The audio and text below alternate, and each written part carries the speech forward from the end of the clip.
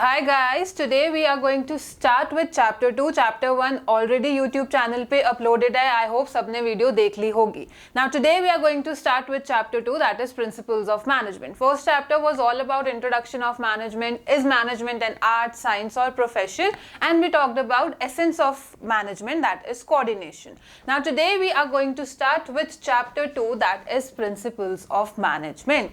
अब सबसे पहली बात, if we are going to talk about that what eventually is a principle. Ab, let's go back to chapter number 1 when we were talking about is management a science or not. We talked about science is something which is based on cause and effect relationship कि कुछ होता है और उसका effect आता है. So the same thing happens with principle also. So in this chapter basically we are going to talk about two people particularly. One is your Taylor, that is F.W. Taylor, and other one is your Mr. Henry Fayol. These two people have given us certain principles of management that we are going to cover today, starting off with the basic introduction of the chapter, that what eventually is a principle. A principle happens to be something which is a fundamental truth, which is based on a belief or a behavior. Something which happens to be maybe in terms of management principle, I'm going to say something which is rigid, but in terms of scientific, I'm not going to say they are not flexible, they are rigid. So if I talk about the cause and effect relationship, every action cause is expected to produce a known result which is known as your effect. So something, a principle is also something which is based on your cause and effect relationship, and it has a fundamental truth. Example can be taken of gravity.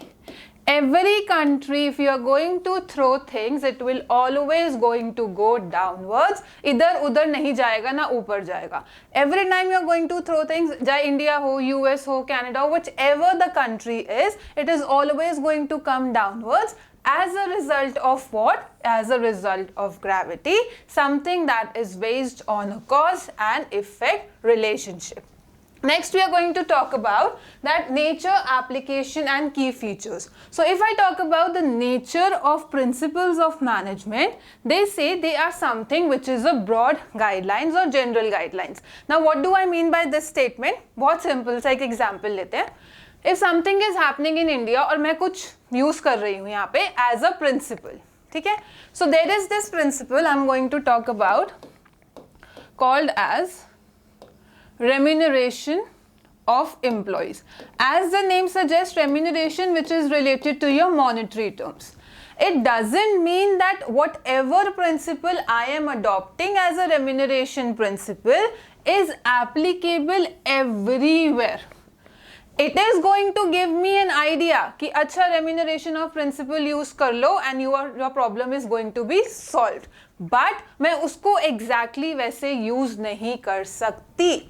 I will have to modify it according to the situation, according to the size of my organization and according to the nature of business that I am doing. For an example, what does this principle of remuneration talks? This principle of remuneration says that whatever or how many people are working in your organization should be paid in a fair amount of remuneration or a salary or a wage. अब मैं बात करूं अगर जियो की, जो salary जियो दे रहा है, I can't compare it to a salary which a startup is giving to the employees. There is going to be a difference between two, क्योंकि there is a difference in the profit capacity also, there is a difference in the size also and nature of the business also. So scientific principles or generally the principles of management, they are just the broad guidelines and general in nature. They do not provide you with the straight ready-made jacket solutions. They have to be modified according to the situation. They are not rigid, applied creatively and depends on certain managerial situations. आप उसको कैसे use कर रहे हैं, कहाँ कर रहे हैं, किस type की problem है, it depends on that. So if I talk about a differentiation between the management principles and scientific principles, management principles are broadly flexible. This is what we have talked in the previous slide also. They are creative and they have to be modified. and they are dynamic. That means they are something that changes from time to time. But on the other hand, scientific principles are rigid. Unlike gravity, Newton discovered gravity, तब से वही चल रहा है, no changes at all. Absolute and fixed. How do I write formula of water in India? Ma'am, H2O. I'm going to ask you a very simple or a very basic question here. How do people in America write the formula of water? H2O. How do people in Australia write the formula of water? H2O. So they are something which are rigid, that cannot be modified. They are absolute and fixed, unlike the principles of management. Next we are going to talk about that what are the characteristics of principles of management. They are applicable everywhere. Right now I told you कि हर manager principles of management को apply करेगा, but they have to be modified according to the situation. I cannot use the same principle as what the principle of management a person in America is using, same in India, because the situations of the two countries is totally different. Although they are acceptable or applicable everywhere, but you need to modify them according to the situation, and this is what it talks about in terms of flexibility. They do not provide you with the ready-made straight jacket solutions. They need to be modified according to the situation. Next is they are general, that is broad and not specific. They are the general guidelines. They do not provide you कि इसको solution को as it is यहाँ पे apply कर दो तो you will get the solution of the problem. No. It is only going to give you a general idea कि अच्छा, if a manager is stuck somewhere in this problem, he can use this XYZ principle. But अब उसको use कैसे करना है, at what extent he is supposed to use it, that depends on the manager and the situation that he is into. Then is evolutionary, that is formed by practice. More you practice, the more perfect or creative it is going to be. They are people-centric, that is behavioral in nature. What do I mean by behavioral in nature? If I go back, I'm talking about a principle is something which is based on cause and effect relationship. A principle is something which is based on the observation. So guys, in terms of principles of management, all the observations that was done, that was generally done on human nature.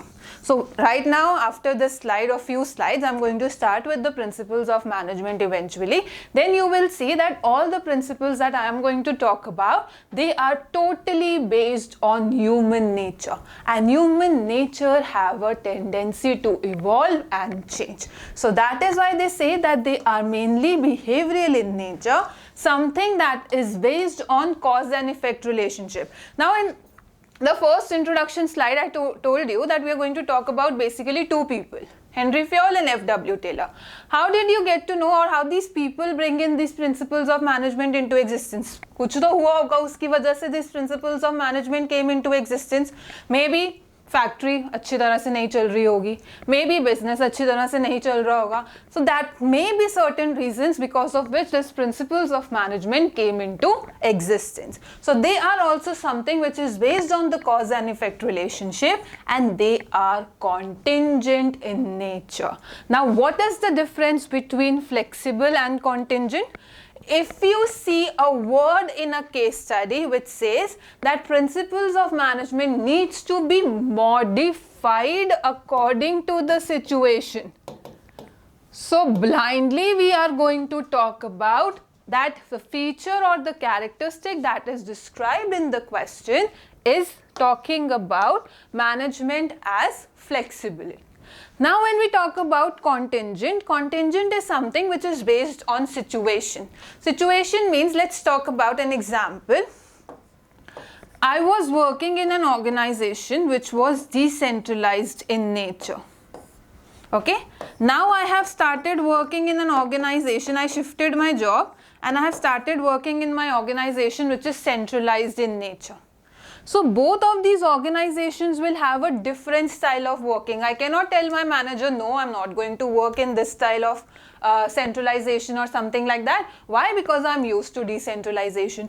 So contingent means that it is based on situation, like at what situation you are applying at. And whereas flexibility is all about that certain modifications are needed in the principles of management. Then we are going to talk about that what is the importance of these management principles. Very first is that they provide managers with useful insights into reality. They give them a very practical approach on how to look at the future situations or any situations that is going to come in front of them. Second is optimum utilization of resources. Now talking about this one principle that we have, which is called as unity of command. Now this principle of unity of command talks about that one person, that is one subordinate, should receive orders from only one boss. So when one person is receiving the order from only one boss, so there is not going to be any kind of a miscommunication. Correct? One person is taking order from one boss, so I know that I am supposed to report to that particular person. I have feedback, I am going to go to that person instead of going to a person, B person or a C person. So they say that there has to be an effective utilization of resources also and administration also. And they are something which is based on scientific decisions. They say that you are not supposed to take decisions on your hit and trial method. I'm going to close my eyes, whatever the thing comes to my mind, I'm going to take the decision this quickly. No, it doesn't work like that. They say whenever you are taking a decision in the organization, they should be based on certain observations, they should have science to it. Experimentation, observation, everything needs to be done, and then these decisions needs to be taken. Then they say meeting changing requirements, that is, it helps to adapt to the constantly changing environment. It is a kind of a social responsibility also, like the principle of fair remuneration. Now what does this principle of fair remuneration talks about? Everybody in the organization should be paid in a fair way.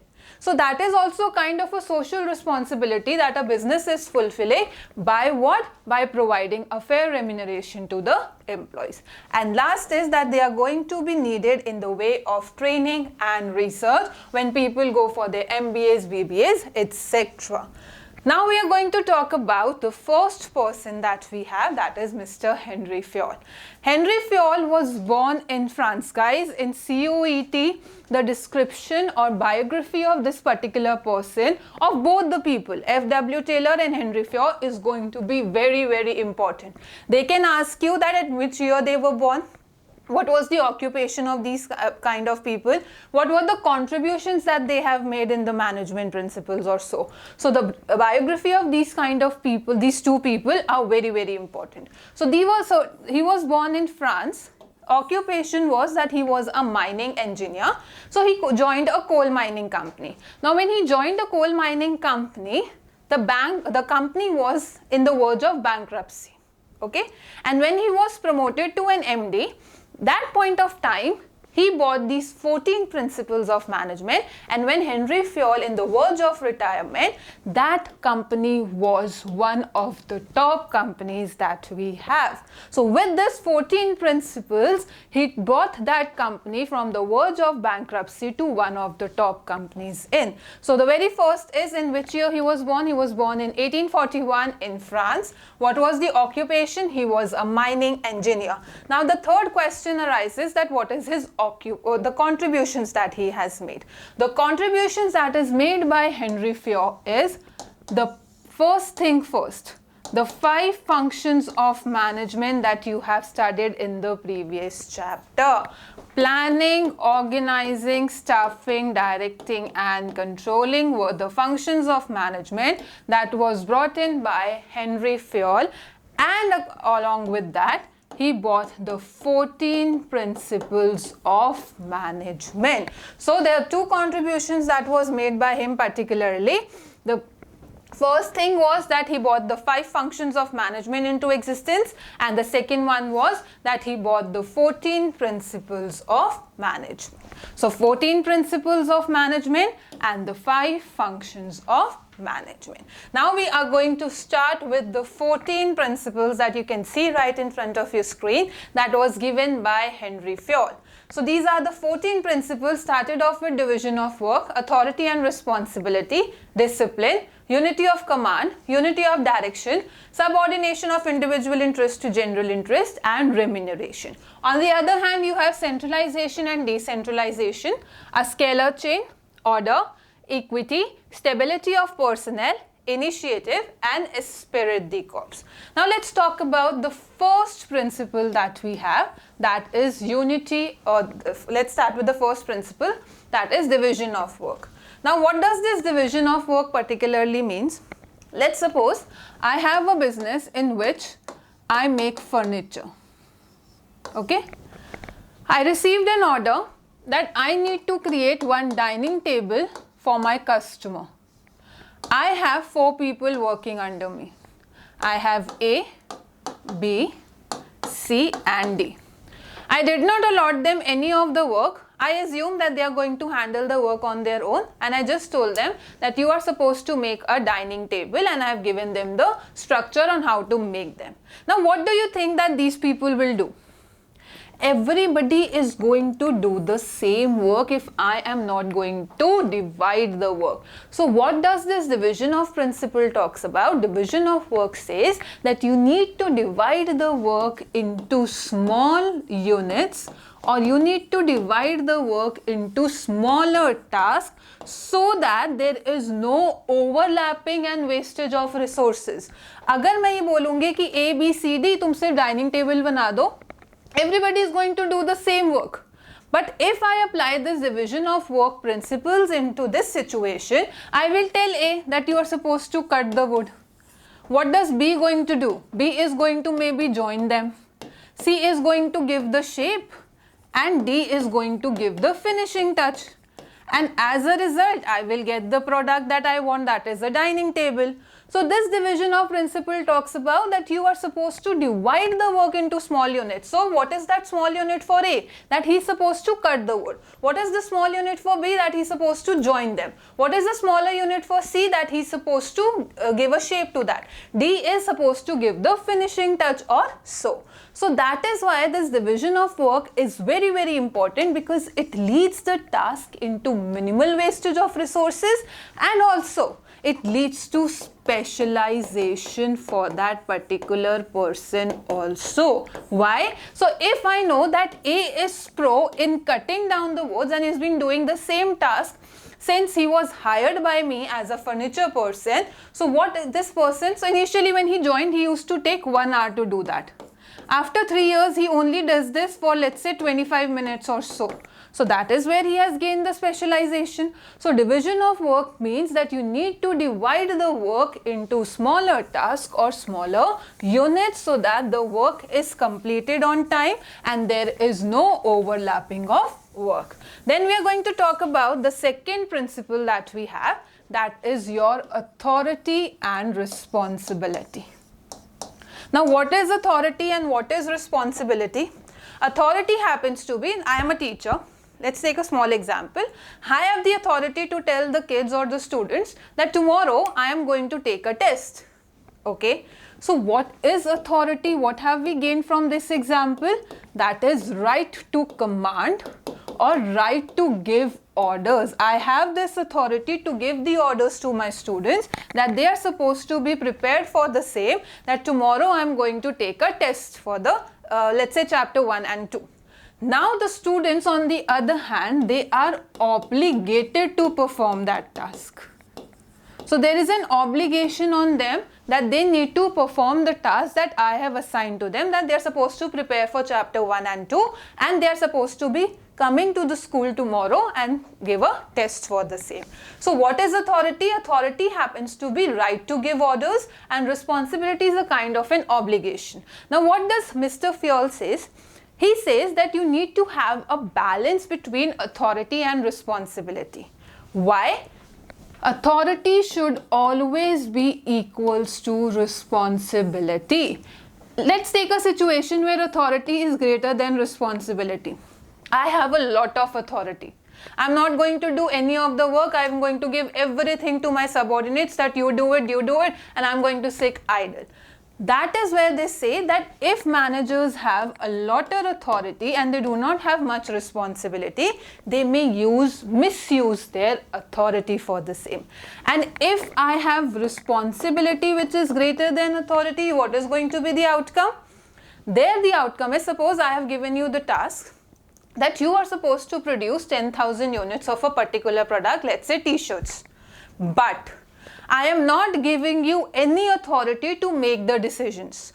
On every decisions that you are going to make, you are going to come to me and ask for the same. So every time a worker or a supervisor needs to make any decision, they are supposed to come to me and ask. So what is going to eventually be the result? That the work will not be completed on time. It is going to be incomplete. So that is why Mr. Fayol says that if you are applying an authority or a responsibility principle, make sure that authority is always equals to responsibility. If authority is more than responsibility, people or managers are going to misuse it. And if responsibility is more than authority, the work is going to remain incomplete for the same. Now here we are going to talk about another principle, that is your third principle, that is unity of command.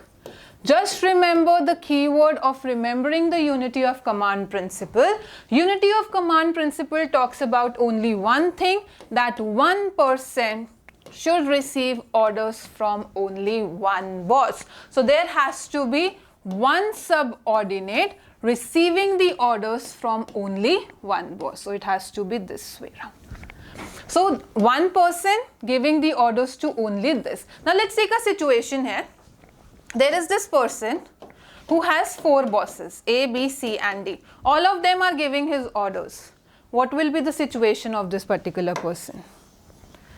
He's going to start making excuses eventually. He'll feel overburdened with the situation, like everybody is giving him the orders.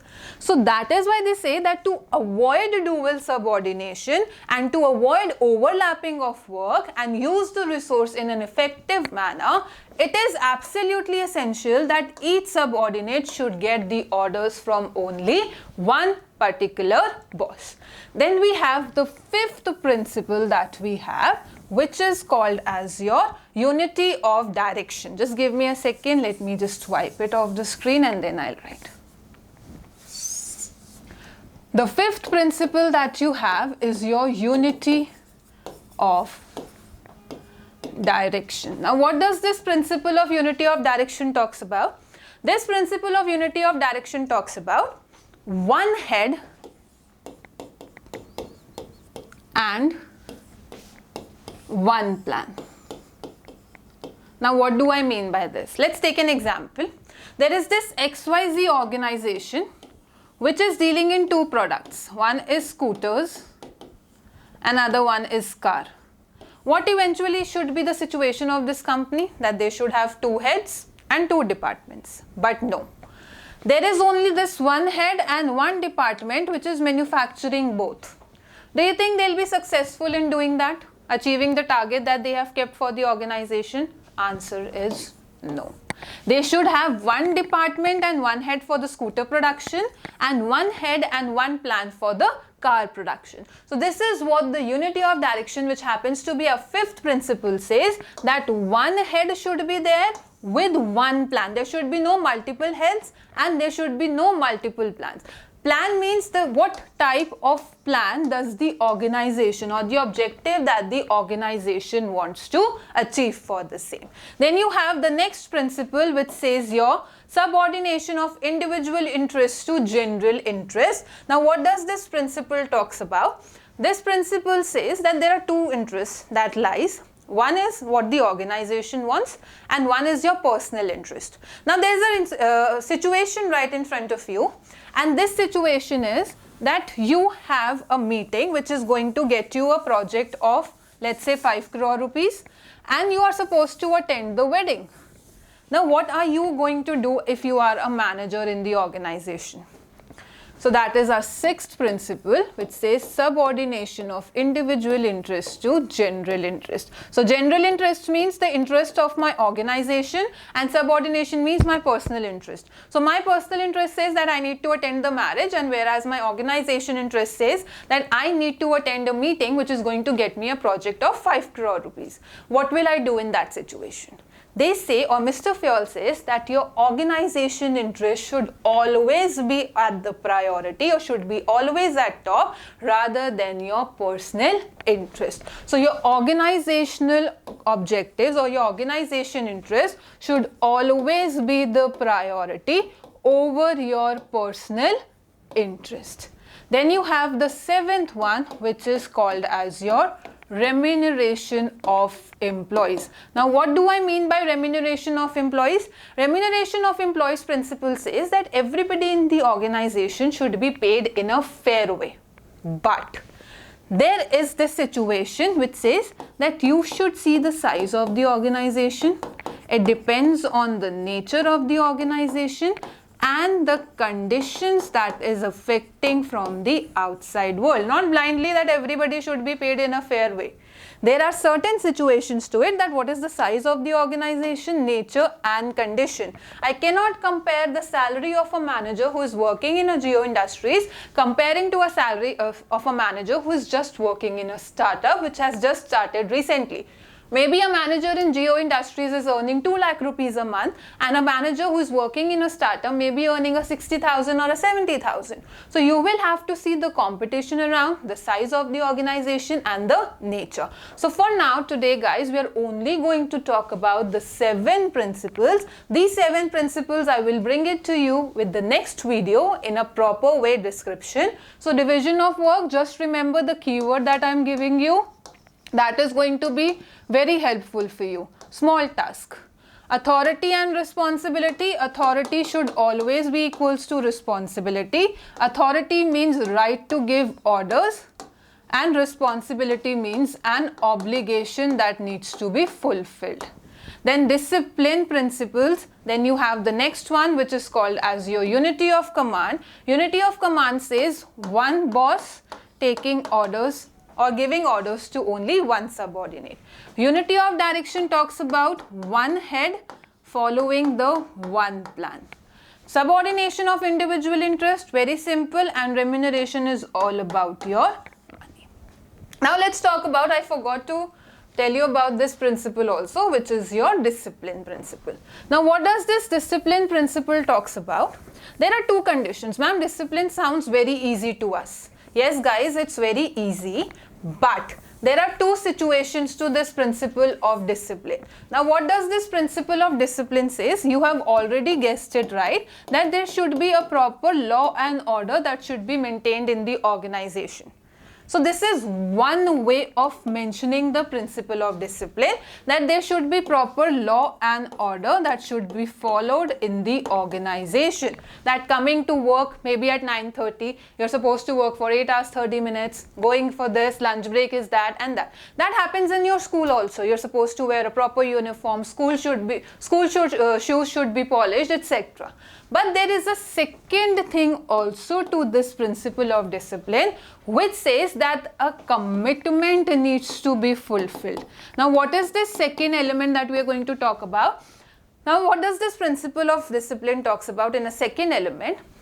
Let's suppose a manager or the boss has promised the workers that if they help in fulfilling the order, he is going to give them the bonus. So let's say I am the boss, I have told my employees that help me to complete this order in 15 days and I will give you the bonus once I get the payment. So I will be following the principle of discipline only and only when I am fulfilling the commitment that I have made to my employees, or any kind of commitment that my employees have made to me as a boss. So this principle of discipline carries 2 things. One is proper law and order, and second is the commitment factor, that whatever is promised to the workers or the employees of the organization, that needs to be fulfilled. Now the other 7 that we have on the right hand, guys, I'm going to bring it in the next video. So stay tuned for the next video, and if you have any problem, you have the comment section below. You can ask me your doubts in the comment section. Thank you for watching. I'll see you in the next video.